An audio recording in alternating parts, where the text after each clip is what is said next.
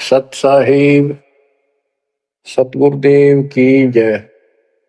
बंदी छोड़ कबीर साहिब जी की जय। बंदी छोड़ गरीबदास जी महाराज जी की जय। स्वामी राम देवानंद जी गुरु महाराज जी की जय हो।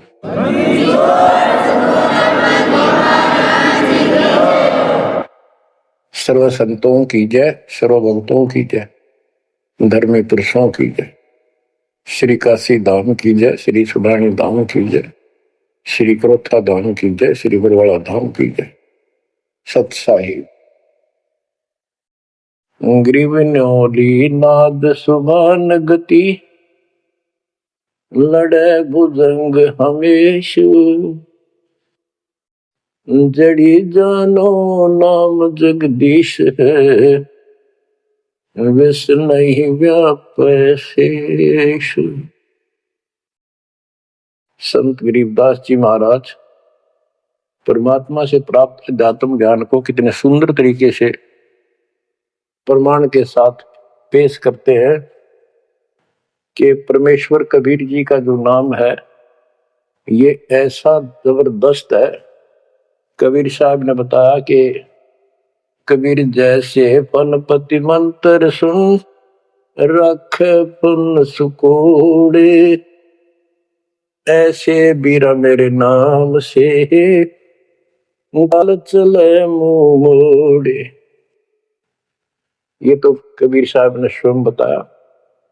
जैसे फनपति सर्प और गारुड़ के मंत्र को सुनकर उससे इतना डर जाता है कि अपने फन को इकट्ठा करके भागने की चेष्टा करता है, ऐसे मेरे नाम से, कबीर नाम से, उस सच्चे मंत्र से यू काल चले मुंह मोड़, ऐसे काल दूर भाग जाता है।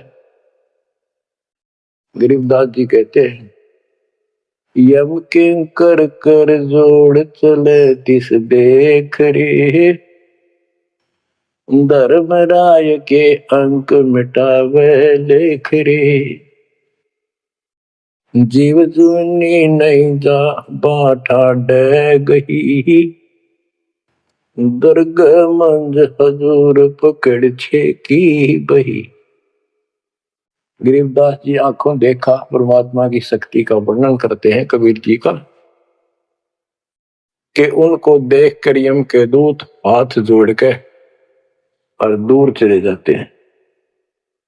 और फिर परमात्मा ने धर्मराज के दरबार में जाके मेरी बही निकाली। बही वो बुक, वो पैड जिस पे अकाउंट लिखा था,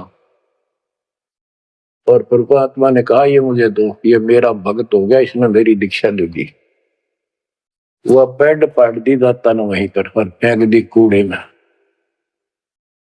दर्ग मंज हजूर पकड़ छे की बही, जीव जूनी नहीं जा बाठा डे गही।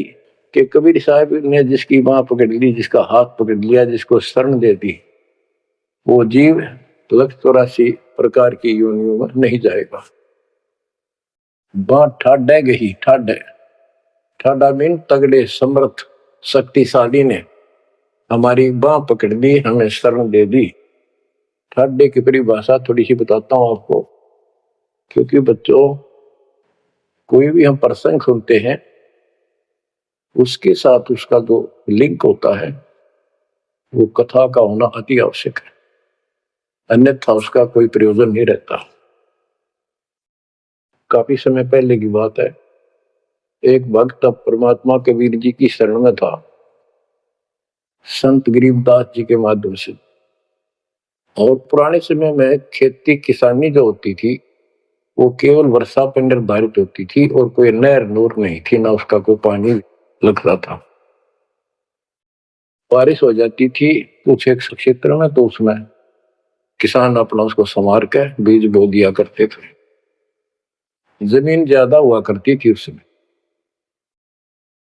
उस भगत की बहन के क्षेत्र में वर्षा होगी, वहां से मैसेज आया कि हमारे यहाँ बारिश हो गई है और सभी खेत एकदम बाने योग्य हो गए, बोने योग्य हो गए, हेल्प के लिए आओ। वो अपने बैल अपना हल लेकर चला गया, उसको दूसरे खेत में भेज दिया। स्वयं उसका भतीजा था, बहन का बटेऊ पति, वो अपने बैल लेकर दूसरे खेत में चला गया। जिस खेत में वो भक्त गया, दिन में हल चलाया, दोपहर के समय कुछ समय रेस्ट देते हैं बैलों को, पेड़ के नीचे चला गया। फिर वहां देखा आसपास एक तालाब थी, छोटी सी तलैया जोड़ी, उसमें कुछ पेड़ पेड़ थे, पानी था। बैलों को पानी पिलाने चला गया तो वहां एक मंडी बनी हुई थी, यादगार सी छोटी सी चबूतरा सा बनाकर। उस पे एक बेली गुड़की रखी थी। बेली पहले 5 किलो का कट्ठा ही बना करते, वो विशेषकर चढ़ाने के लिए होता था। भेंट अपने देवी देवताओं को किसान चढ़ाते थे, बोल देते थे पहले फसल का पहला वो 5 किलो ऐसे पीर का चढ़ाओ। पीर की मंडी थी। तो वो जो एक का डला सा था मोटा 5 किलो का, 5 शेर का, उसको उठा लाया वो भक्त। कुछ आप खाया, कुछ बैलों को खिला दिया, अपना काम करके शाम में घर पर आ गया, सो गया। रात्रि के 12 बजे के आसपास एक 4.5 फुट का, टोपी सिर पे, सफेद कपड़े, दाढ़ी, जैसे मुसलमान वेशभूषा हो, आके उससे 10 फुट दूर खड़ा होके और कहने लगा, तेने मेरा गुड़ कैसे खा लिया, तेरी हिम्मत कैसे पड़ गई, तो ठाड्डे की शरण में है इसलिए बच गया, न तुझे मारता और तेरे दोनों बैलों को मारूंगा। मेरी पार नहीं बसाई और कति लाल आंख कर रखी और बहुत गुस्से में था। यूं कह गौ चला गया। भगत को भी फिर थोड़ा सा एहसास हुआ यू के भला थी, बाकी इतना तो विश्वास था कि समर्थ की शरण में हो, इस तरह के कुतरुओं का कोई बहुत नहीं। फिर भी मन में था वही कहते, ये बात हुई तो हुई क्यों, ऐसा क्या कारण हो गया। उसने अपनी बहन से पूछा कि बहन ऐसे ऐसे उस मंडी पर गुड़ चढ़ा रखा था आपके खेत में, किसकी वहां रखी है वो आपके खेत के बराबर में जोड़ी पे, तालाब पे। तो उसकी बहन बोली के बात हुई भाई, क्योंकि एक बेली चढ़ा रखी थी, किसी ने गुड़की तो रखी थी, मैं ठा लिया, उड़ा कुत्ते खाओ उसने, मन बहन आती खिला दी, कुछ आप खा ली। उसकी बहन ने बोली रे क्यों जुल्म कर दिया तेने, को उठा लिया तू वहां से, रोड लागी न सुनते ही। भाई बोला मेरी तो सुन ले सारी। वो एक इतने 4.5 फुट का, 4 फुट का आदमी होगा और सफेद कपड़े पहन रखे, ऊपर टोपी, मुसलमान टाइप सा था, और मेरे से 10 फुट दूर खड़ा होगा। रात को आया और बोला तेरी हिम्मत कैसे पट गई, मेरा गुड़ उठा लिया, तेने खा कैसे लिया। मैं बोला नहीं, वो आप पे बोलेगा। ने बोला तू ठाड्डे की शरण में है, न तुझे मारू और तेरे दोनों गल मारू। ला ला के रखी थी और नो कहकर चला गया वापस। वो भेड़ और फूट फूट कर रोने लगी, बोला रे तो मेरा काला मुंह कराओ के जवाब दो, माने न्यू शहरों से तने के वो एक गुड़ पाया खाने को, हमारे आप सारे गुड़ की कमी है यहाँ पर। बहुत बुरी तरह लगी रो, भाई बचा कुकर मेरा भाई। अपने पति ने भी लड़न लगी, तने क्यों भेजा ही उस साइड में, तो इन्होंने क्यों ना भेजा, तेने बताना चाहिए था इसको पहले।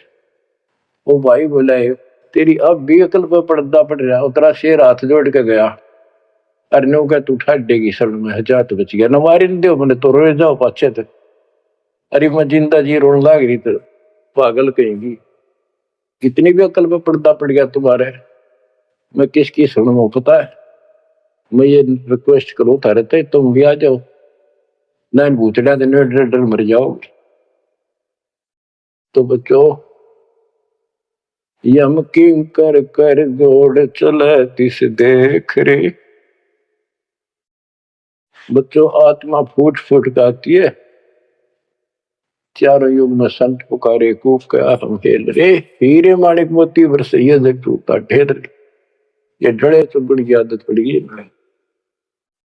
यम किं कर कर दौड़ चले तिस देख रे, धर्म राय की बंद मिटावे लेख रे, जेव जोनी नहीं जा ठाडे गही ठाडे में दर्ग मंद हजूर पकड़ छे की वही, सुन मंडल सतलोक अगमपुर धाम है, धन बंदी छोड़ कबीर तुम्हारा नाम है। बच्चों, इस परम पिता के प्रेम में ऐसे गजब के ज्ञान, ऐसे समर्थ की शरण आत्मा बाहुक हो जाती है, रोका नहीं जा सकता। सो शुक्र मनाते अपने गुरुदेव का, एक निछोड़ हे परम पिता कैसे शरण दिया, कैसा सुंदर राह बता दिया। नहीं बिरान माटी राखो या भूतड़े, अरे न पूजे भी जाओ और दुर्गति भी दो कि न रहनी थी। और गीता कहती है भूत पूजोगे भूत पढ़ोगे। परमात्मा की सूक्ष्म वेद की वाणी कहती है भूत में सो भूत है, देव में सो देव, राम में सो राम है, तुम सकल सुरदेव। अब प्रश्न चल रहा है, कबीर जैसे फनपति मंत्र सुन रख फन सकोड़े, ऐसे बीरा मेरे नाम से काल चल मोड़े। पारक के अंकी अमर ग्रंथ की प्रथम वाणी है, गरीब नौल नाद सुभान गति, लड़े भुजंग हमेश, जड़ी जानो नाम जगदीश है, विष नहीं व्यापै शेष। जैसे एक नेवला होता है सारा 9 इंच का प्राणी, और वो 10 फुट के सांप को, सर्प को, भुजंग को मार देता है। कैसे मार देता? उसके पास एक ट्रिक है, उसके पास एक जड़ी होती है, एक नागदमन जड़ी होती है जंगल में, उसको सूंघता है, उसमें स्मेल आती है। वो सर्प को उस समय छेड़ता है जो वो जड़ी के आसपास होता है, वो झाड़ बोझड़ों के अंदर होती है।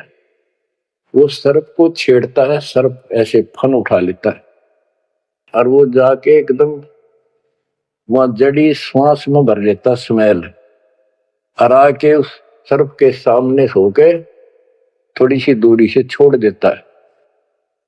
जिस दर से हवा चल रही हो, सर्प की तरफ जा रही हो, उस साइड में हो जाता हो। सर्प को उससे चक्कर आने शुरू हो जाते उस स्मेल से, उसका जी घबराता है और वो भागने की चेष्टा करता है। नेवला फिर उसके गर्दन पे बैठ जाता है, मुंडी पे पीछे के, और वहां मुंह के ऊपर फिर वो स्मेल छोड़ता ही रहता है। उसको अचेत करके फिर पकड़ कर उसको मार डालता है, काट देता है। तो बच्चों, गरीबदास जी ने बताया कि कबीर परमेश्वर का यो सच्चा नाम सतनाम और सारनाम। सारनाम है, ये है मेन चीज। सतनाम भी बहुत शक्ति हो जाती है इन दोनों के मेल से। जैसे 2 जड़ियों को मिला दिया जाए, उसका कुछ अलग से स्ट्रॉन्ग दवाई बन जाती है, मेडिसिन। और तीसरी मालिक मिला, मालिक का जो सारनाम है वो तो कहना ही क्या है।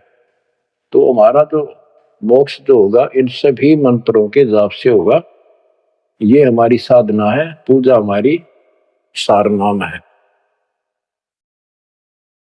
बच्चों, जैसे एक छोटा सा सर्प उस जड़ी की ताकत से, स्मेल की ताकत से जो श्वास में भर के लाता है, इतने तगड़े लंबे सर्प को कंडम कर देता है, ऐसे ही परमात्मा के इस नाम के सिमरन श्वास के द्वारा करने से। तो बताया कि ग्रीव न्योल नाद सुभान गति, लड़े भुजंग हमेश, और जड़ी जानो नाम जगदीश है। जगदीश सारी सृष्टि के मालिक का जो असली नाम है वो जड़ी है, वो नागदमन जड़ी है। अब जैसे सतनाम भी बहुत ताकत रखता है, ये हमारी साधना है। जैसे प्रथम मंत्र सतनाम, ये साधना है।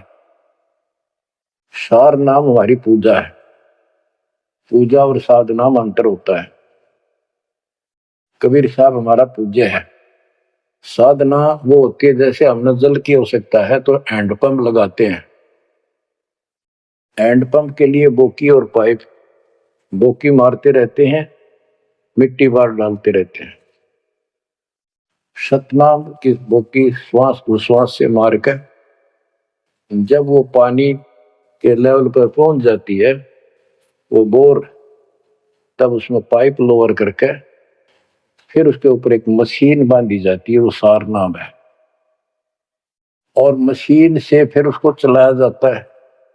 वो हमारा पूज्य इष्ट है, वो सार शब्द है। जो हमें चाहिए था ऐसे मिलेगा वो सुख परमपिता परमात्मा के सच्चे दरबार का।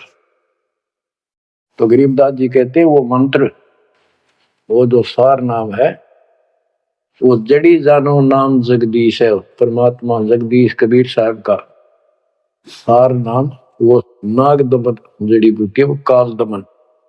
और विष्णु व्यापक शेष, छोटे से सांप की बात छोड़ो, शेष नाग जो सबसे बड़ा ताकतवर 1000 फुट का अंदर है, यानी काल 1000 भुजा का ताकतवर है, ये भी निकट नहीं आ सकता।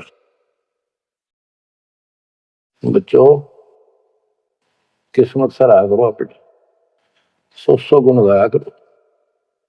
गरीबदास जी कहते हैं, गरीब साधों से ते मस्करी, ये चोरों नाल खुसाद, मल अखाड़ा जीतेंगे ये युगन युगन के माल। माल, रेसलर, पहलवान, इन नकली गुरुओं से तो खुश है सारा संसार, साधों से ती मस्करी, इन चोरा नाल खुसाद। हाय हाय, इन चोरों से, झूठे गुरुओं से खुश और साधु संतों के मजाक करते हैं। ये तो मल अखाड़ा जीतेंगे युगन युगन के बाद। आप हो वो युगन युगन के माल। बच्चों आपको बहुत बार प्रमाण दिए जाते हैं, देता ही रहूंगा आखिरी सांस तक, क्योंकि सिलेबस यू है। टीचर सारा साल सिलेबस पढ़ाता है, उल्टा सुल्टा उन्हें कोई रट्टा लगवाता है और तब बच्चे सफल होते हैं। परमात्मा योगों से आपके साथ है। सतयुग में राजा अम्बरीश एक बहुत बड़े धार्मिक राजा हुए हैं और खूब यज्ञ किया करते थे, भंडारे करते थे, ब्राह्मणों को खूब धन दान करते थे, लागड़ गऊ बांटा करते थे, 1000 लागड़ गऊ बांट देते। लागड़ माने बच्चे वाली, गाय, दूध वाली। भोजन भंडारे करवाते थे, दक्षिणा देते थे। जैसा भी लोक वेद सुना था, गुरु जी ने बताया था, ऋषियों ने, वो सारा कुछ करते थे। परमात्मा वहां भी साथ रहते हैं, उनकी इज्जत रखते हैं भक्ति की, और बीच बीच में उनको समझाने की चेष्टा की। कोई ऋषि रूप बनाकर अम्बरीश जी को सच्चा मार्ग बताया, खूब ध्यान से सुना और नाम लिया। लेकिन वो ऋषि वहां सैकड़ों और मालिक एक। आखिर में राजा अम्बरीश भी हाथ खड़े कर गया, मालिक की साधना छड़ दी और वो ऋषियों वाली वो शुरुआत कर दी। इतने अच्छे भगत विष्णु जी के बने हुए थे। बच्चों में अब हंसी भी आती है, दुख भी होता है। गरीब वेद पढ़े पर भेद न जाने, वाचे पुराने ठारा, और पत्थर की पूजा करे बोलिए सृजनारा। वेद पढ़ा करते ऋषि उस समय, केवल वेद, पुराण तो इनकी अपनी रचनाएं, फिर वो सा लिखते चले गए और सारा वेद के विरुद्ध साधना करते और कराते थे। विष्णु जी की पूजा करे, और गीता क्या कहती है, तो चारों वेदों का सारांश है। विष्णु 3 गुणों में से एक सतगुण है। इन तीनों गुणों की भक्ति तक त्रिगुण में माया के द्वारा जिसका ज्ञान हरा जा चुका है, यानी इसी तक सीमित है। जो राक्षस स्वभाव को धारण किए हुए मनुष्यों में नीच दूषित कर्म करने वाले मूर्ख, ये मेरी भक्ति ना करते। तो अम्बरीश वही साधना करता था, लेकिन पिछले संस्कार किसी जैसे भी चल रहा भक्ति युग बच्चों, आप इन बातों को बार बार सुनोगे तो आपके दिल में समा जाएगी कहानी सच्चाई ये है। अब ये भक्ति काल शुरू हो गया, मोक्ष काल समझो, इसमें हजारों वर्षों तक चलेगा, अरबों भगत बच्चे बेटा बेटी पार होंगे, जो चलेगा जो भी लाखों वर्ष और भी चलेगा, लेकिन वो साधना करते रहेंगे, लेकिन उनका विश्वास इतना नहीं बनेगा, वो फिर यही रह जाएंगे काल के जाल में। उन्हीं में से फिर, क्योंकि उनकी भक्ति जबरदस्त है, शास्त्र अनुकूल है, अगले सतयुग में उन्हीं पुण्यात्माओं को काल जन्म देगा, उनको पहले ऊपर के लोकों में रखेगा, ऊपर के लोकों में स्वर्ग में देवता हजारों लाखों वर्ष वहां रहेंगे, यानी एक कोल्लू के साथ चक्कर है, चैन है, चैन, उस चैन पर जैसे डाल देते हैं, ब्रह्मलोक में गए, फिर चक्कर काटते काटते विष्णु लोक शिव लोक सारे अपने कर्म फोड़ के भोग के खत्म करके फिर भी उनके पुण्य इतने बच जाते हैं कि सतयुग में जन्म देते हैं उनको, और सतयुग में भी अच्छे पुण्य कर्मी फिर राजा बनते हैं, और वह भक्ति, ये वाली भक्ति कसक और वो शेष बची ताकत फिर भी साथ रहती है, और इस कारण से भगवान भी उनके साथ रहना पड़ता है। जो बच्चा गौ की नजर में, यूं साईं को संत भक्तों के पीछे फिर भक्त वसल भगवंत। कबीर जो जन मेरी शरण है ताका हूं मैं दास, गेल गेल ला गया करूं जब लग धरती आकाश। तो अपने इस विधान अनुसार अम्बरीश से मिले, ठीक है, एक बार तो यह बात इतनी गजब की है, सारी ठीक ठीक लगती है, लेकिन माहौल खराब होता है। ये ज्ञान बताने वाला एक होता है, दूसरा समर्थक नहीं होता, उस दिन में वो भूल जाते हैं और इसी लोग बहका देते हैं, कहां सी बातें करते हो, वेदों में ऐसा कहीं नहीं है, वेदों में ऐसा नहीं है। अब दास तो कहना चाहता है, फिर अगले जन्म उस भक्ति से वो अम्बरीश राजा स्वर्ग गया, स्वर्ग में अपनेपन भोगे, फिर त्रेता युग में फिर राजा जनक के रूप में वह आत्मा ने जन्म लिया, वहां भी खूब भक्ति करी, विष्णु के कट्टर पुजारी, वही भावना वही भाव फिर भरा हुआ था, परमात्मा फिर भी मिले उनको। लेकिन राजा और सिद्धियां इतने ठाठ बाट और बकाने वाले वो गुरु निरे ऋषि हमारी ऐसी घिस काट रखी काल में, हम ऐसे मूर्ख बना रखे, थोड़ा सा भी सुख हो जाए, कोई प्रभुता कोई पद प्राप्त हो जाए, हम खुद भगवान बन जाते हैं। लेकिन पिछली धार्मिकता के अनुसार हम कुछ धार्मिक भी बने रहते, लेकिन रहते वही के वही। और अम्बरीश राजा इतने अच्छे भगत थे, पिछली सिद्धि शक्ति मालिक की वो भक्ति की सही थी। एक बार दुर्वासा ऋषि ने उनके ऊपर सुदर्शन चक्कर छोड़ दिया। दुर्वासा कहता था कि तू ये साधना छोड़ दे, मैं बताऊं वाह कर। अम्बरीश ने हाथ भर ली पर छोड़ी नहीं। अगली बार गया, उसने गुस्सा हो गया कि तू मानना नहीं मेरी बात, तेरा सिर काट दूंगा, इतना गुस्सा था।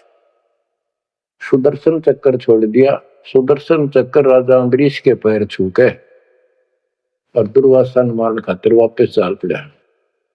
दुर्वासा भागता फिरा, तीन लोक में कितने उसने गुफा नहीं मिली जरा बच जा, कुछ संरक्षक नहीं पाया।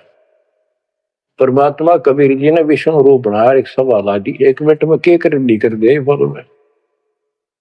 दुर्वासा ने देखा भगवान विष्णु बैठे, वहीं पहुंच गया और कंप पे डांक ठोक रखी, मन बचा लो भगवान, बचाओ मुझे, सुदर्शन चक्कर मुझे मारेगा। परमात्मा बोले क्या गुस्ताखी कर दी, क्यों मार रहा है तेरे को। फिर वह सारी कहानी बता दी। भगवान बोले कि भक्ति के भाव से चलो, ये ताकत से नहीं चलता ये मार्ग, अपना ज्ञान दो, कोई मानने ठीक है, ना मानो ना मानो, मुझे बचाओ भगवान मुझे बचाओ। उसमें सुदर्शन चक्कर रुक गया, खड़ा हो गया दूर, भगवान की शक्ति से डर के देख के। तो दुर्वासा को विश्वास हो गया कि यहां बचाओ हो सकता है, माफ करो मुझे, माफ करो। परमात्मा बोले अम्बरीश के पैर पकड़े, वो बचाओगा तुम्हें, इससे मैं नहीं बचाऊंगा। हाथ जोड़ा, हे भगवान आपके दरबार में मैं नहीं बचूंगा, कहाँ भेजो हो दाता, मैंने तो रास्ते में मारेगा। मिला जा, वही जान बचेगी तेरी। अम्बरीश के चरणों में गिरा वो, जिसने 56 करोड़ यादव मार दिए थे एक में चलता है। तो कहते हैं अपनी देशी कहावत हमारे यहाँ, शेर न सोआ शेर जरूर टकरा कर, घनी बकवाद करनी है ना।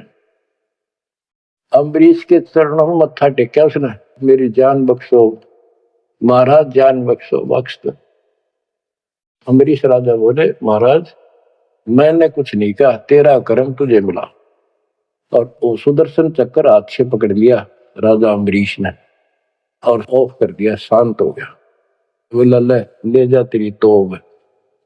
और भक्ति के भाव रहना चाहिए इंसान। बच्चों, अम्बरीश राजा की इतनी महिमा होगी, ऋषि भी हैरान थे जो उनके गुरु लोग थे। बुद्धि छोड़ कहते, मन तू सुख के सागर बस रे, और न ऐसा यस रे। तू सुख के सागर बस रे, ये झूठे यशों में कुछ नहीं धरा। वह सतयुग में महिमा होगी, फिर राजा जनक बन गए। राजा जनक वही भाग्य बाबा नानक बने। जब एक सुखदेव नाम के बाल ब्रह्मचारी माँ के गर्भ से भक्ति ले रहे थे और आकाश में उड़ जाने की सिद्धि थी, उस अर्धी की गांठ से पंसारी बन जाते ये, अपने बराबर किसी ने नहीं समझा था। राजा जनक के पैरों में पड़कर स्वर्ग तक जाने का विरोध करवाया। वो मोक्ष तक बहुत दूर की बात है, वो तो मार्ग ही नारा है। गरीब सुखदेव ने 84 भुगती बिना पजावे खरगो, तेरी क्या बुनियाद परानी, तो पेंडा पंथ पकड़ो। के सुखदेव जैसे ऋषि जिसकी टूटी बोला करती है, सारे देवता उसका सम्मान करते थे, बड़ा पहुंचा हुआ है। वो भी फिर 84 लाख योनियों में गया। राजा जनक से दीक्षा ली। पहले तो यूं कहा था, मैं बाल ब्रह्मचारी ब्राह्मण ऋषि, जनक विदेही राजा भाई, कैसे शीश नवाऊं जाए। सुखदेव बोले, ज्ञान विवेक का, हमने स्त्री का मुख नहीं देखा। राजा के 10,000 रानियां। तो गरीबदास जी कहते हैं, गोरख से ज्ञानी गणे सुखदेव जति जिहान। वो अपने आप को जति मान रहा था। और सीता सी वो बारिया संत दूर स्थान, संत के घर बहुत दूर है। इन बात तो नहीं भाई इसने ब्याह करवा रखा है, इसका न्यू हो रहा था, भाई संत कैसे हो सकता है। 10,000 रानी थी, फिर भी उस नकली थे तो भी अच्छा था राजा जनक। बच्चों, ये मूल ज्ञान है, ये निचोड़ है, निष्कर्ष है, ये तत्व ज्ञान है। और राजा जनक रूप में बहुत गणे यज्ञ किए, बहुत प्रमाण है पुराणों में। बहुत धर्म भंडारे लाए, यानी दूध वाली गाय बाटी साधु संत, तो धर्म पुण्य बन गए। अब देख काल कैसे ठगी करता बच्चों, सारे पॉइंट याद रखने पड़ेंगे। बेमतलब अपने धन खोया नहीं करते। राजा जनक और सुखदेव विमानों बैठकर स्वर्ग जान लग रहे। रास्ते में 12 करोड़ आत्माएं नरक में तंग पा रही थी, हाहाकार मचा रोवे। राजा जनक ने कहा, ये आवाज कहां से आ रही है चिल्लाने की, रोको मेरा विमान रोको। रोक दिया। उनको बताया गया कि यहाँ एक नरक है, उसमें 12 करोड़ आत्माएं जीव अपने कर्म दंड भोग रहे, पाप। राजा ने कहा, इनको छोड़ दो, इनको कष्ट ना दो। तो वहां जो उनके साथ गए थे देवदूत यमदूत, वो कहने लगे, जी यहाँ आपका हुक्म नहीं चलता, यहाँ का राजा धर्मराज है, उसके आदेश से सब कुछ होता है। बोला, या तो मुझे इस नरक में डाल दो, मुझे भी यहीं छोड़ दो, मैं इनको निकाल। धर्मराज तक बात गई। धर्मराज जी वहां आए, बात सुनी। धर्मराज बोले, राजन अपने अपने कर्मा का फल सब न भोगना पड़ता है, ऐसे नहीं कुछ हो सकता। तो राजा आकड़ गया। भाव यानी एक परमार्थी भाव, परमार्थ भी हिसाब का होना चाहिए, उपवाद में कोई परमार्थ नहीं चला गया। कि या तो मुझे यहाँ छोड़ दो या इनको साथ लो मेरे। तब धर्मराय ने एक विकल्प निकाला कि आप अपने पुण्य दे दो इनको, आधे या जितने चाहते हो, उतने समय तक इनको आपके साथ वहां स्वर्ग में भेज देंगे। राजा ने 50